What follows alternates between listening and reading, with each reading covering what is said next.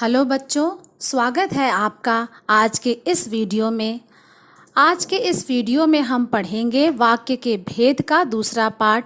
हमने पिछले वीडियो में अर्थ के आधार पर वाक्य के भेद पढ़े थे और इस वीडियो में हम पढ़ेंगे रचना के आधार पर वाक्य के भेद।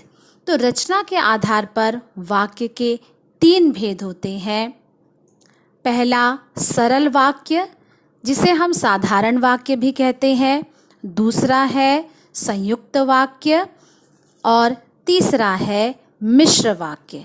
तो इसे हम एक एक कर परिभाषा और उदाहरण सहित हम समझते हैं। तो सर्वप्रथम हम पढ़ते हैं सरल वाक्य।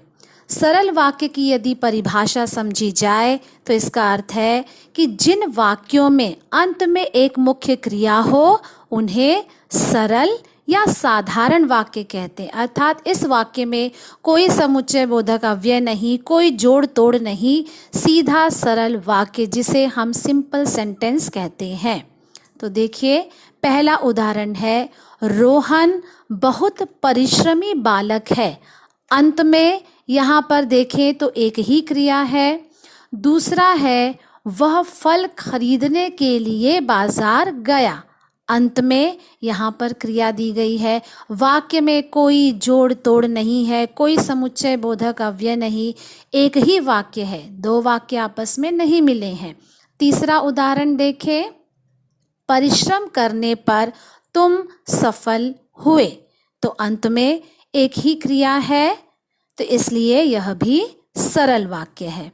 अगला उदाहरण, नीरजा के कहानी सुनाने पर नमिता रो पड़ी। तो अंत में क्रिया है, इसलिए यह भी सरल वाक्य है।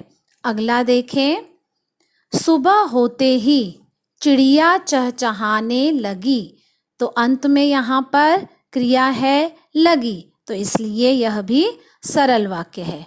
अगला उदाहरण, मेरे पिताजी पलंग पर लेटे हैं।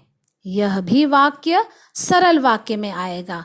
अर्थात सरल वाक्य ऐसे वाक्य होते हैं जिसमें कि कोई जोड़ तोड़ नहीं और यह वाक्य अंत में एक मुख्य क्रिया के साथ ही समाप्त होती है। तो अब हम देखते हैं अगला प्रकार, संयुक्त वाक्य। संयुक्त का अर्थ होता है मिला हुआ रूप। जब हम 2 या 2 से अधिक वाक्य आपस में जोड़ते हैं किसी समुच्चय बोधक अव्यय से, तो वह वाक्य संयुक्त वाक्य कहलाता है, जिसे हम कंपाउंड सेंटेंस कहते हैं। तो उदाहरण देखें, रोहन एक बालक है और वह बहुत परिश्रमी है। यहाँ पर देखिए, और के पहले वाला वाक्य अपने आप में पूर्ण है और के बाद वाला वाक्य भी अपने आप में पूर्ण है। तो अर्थात संयुक्त वाक्य में जो समुच्चय बोधक अव्यय होता है वह 2 स्वतंत्र वाक्यों को आपस में जोड़ता है। रोहन एक बालक है, वह भी पूरा वाक्य है, और वह बहुत परिश्रमी है, यह भी अपने आप में पूर्ण वाक्य है। तो बीच में और जोड़ दिया गया है, इसलिए यह संयुक्त वाक्य है। अगला देखिए, वह बाजार गया और या तथा उसने वहां से फल खरीदे।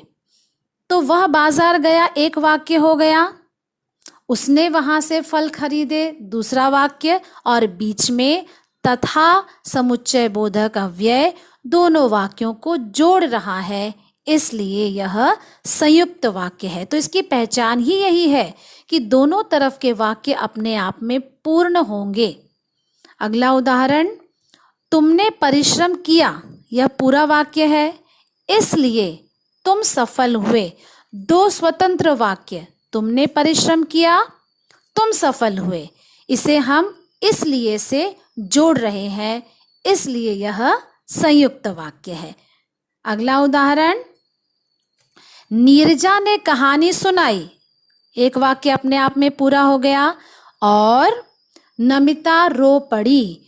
तो नमिता रो पड़ी भी पूरा वाक्य है और इसे जोड़ रहा है कौन सा अव्यय? समुच्चय बोधक अव्यय, इसलिए यह संयुक्त वाक्य है।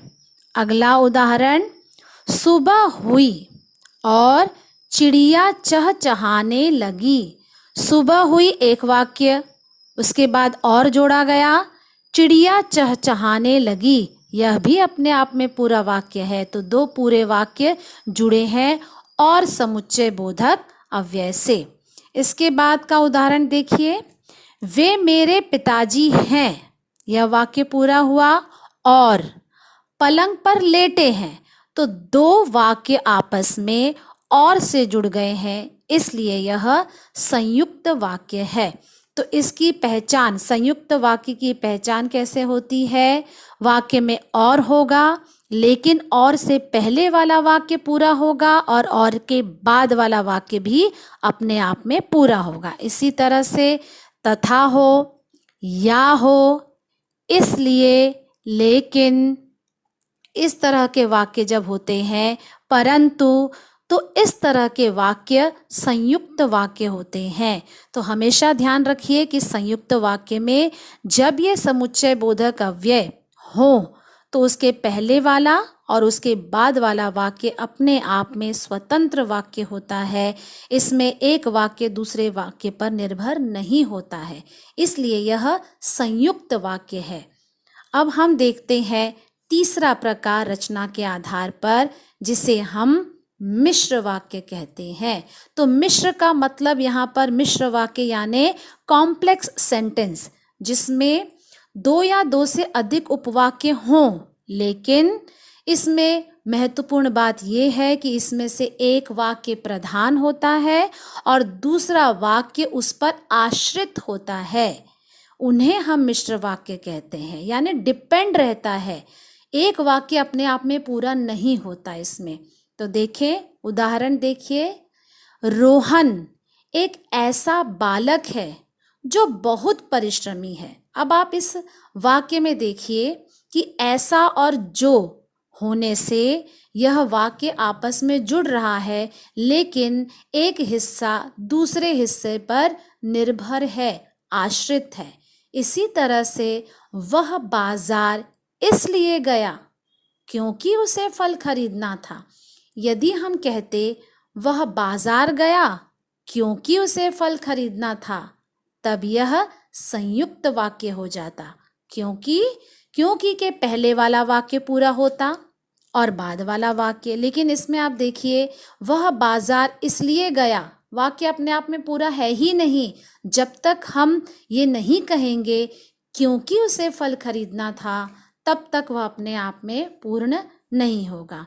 अगला वाक्य देखिए, तुम इसलिए सफल हुए क्योंकि तुमने परिश्रम किया। यहाँ पर भी इसलिए और क्योंकि। यदि मैं कहूँ तुम इसलिए सफल हुए तो अपने आप में पूरा नहीं है। हम यदि कहते हैं कि तुम सफल हुए तो पूरा है, परंतु तुम इसलिए सफल हुए क्योंकि तुमने परिश्रम किया, तो दोनों वाक्य एक दूसरे पर निर्भर है। तो इस तरह के वाक्य मिश्र वाक्य होते हैं। अगला उदाहरण, नीरजा ने ऐसी कहानी सुनाई कि नमिता रो पड़ी। तो ये जो की होता है, याद रखिए हमेशा मिश्र वाक्य में यदि कहीं भी कोई भी वाक्य आपको मिल जाए जिसमें छोटी की हो, तो वो आप आंख मूंद कर भी मिश्र वाक्य उसे लिख सकते हैं, क्योंकि कि छोटी की वाला वाक्य हमेशा मिश्र वाक्य ही कहा जाता है। अगला देखिए, जैसे ही सुबह हुई वैसे ही चिड़िया चहचहाने लगी, यानी एक हिस्सा दूसरे हिस्से पर निर्भर है। जैसे ही वैसे ही, जैसे ही सुबह हुई वैसे ही चिड़िया चहचहाने लगी। और एक उदाहरण देख लेते हैं, वे मेरे पिताजी हैं जो पलंग पर लेटे हैं। तो एक हिस्सा दूसरे हिस्से पर निर्भर है, तो वाक्य में यदि जो आ जाता है तो वो वाला वाक्य भी मिश्र वाक्य ही होता है। तो मिश्र वाक्य की पहचान यह है कि उसमें छोटी की वाला समुच्चय बोधक अव्यय होगा या फिर दो समुच्चय बोधक अव्यय आपस में जुड़े हों, एक हिस्सा दूसरे हिस्से पर निर्भर होता है। एक वाक्य अपने आप में पूरा है भी तब भी दूसरा वाक्य अधूरा है, तो उसको जो है बोलने के लिए दूसरे वाक्य की सहायता लेनी ही पड़ती है। तो इसलिए जो मिश्र वाक्य होते हैं उसकी पहचान है कि जहां भी आप देखें कि वाक्य में तो वह मिश्र वाक्य है।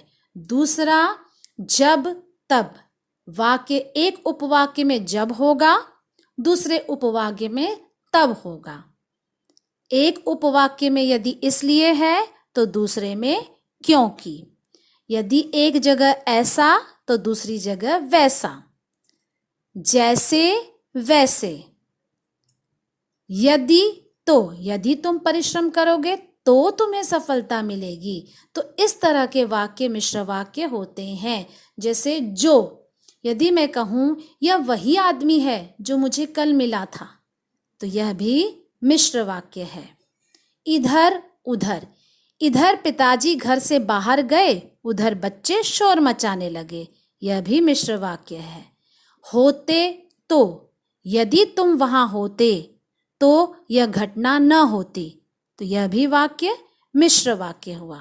जहां वहां, तो इस तरह के शब्द जहां भी होते हैं वह मिश्र वाक्य होता है। जैसे यदि जहां का और वहां का उदाहरण देखें तो जहां पिताजी होते हैं वहां बच्चे शांत बैठते हैं, तो यह भी वाक्य मिश्र वाक्य भी हो गया। तो याद रखिए, मिश्र वाक्य की यह पहचान है। तो आशा है कि आज के इस वीडियो में रचना के आधार पर वाक्य के तीनों भेद आपको पूरी तरह से स्पष्ट हो गए होंगे। तो यदि आपको वीडियो पसंद आया होगा तो लाइक ज़रूर कीजिए और अपने दोस्तों को शेयर कीजिए और सब्सक्राइब कीजिए। मिलते हैं अब एक नए वीडियो के साथ। तब तक के लिए पढ़ते रहिए।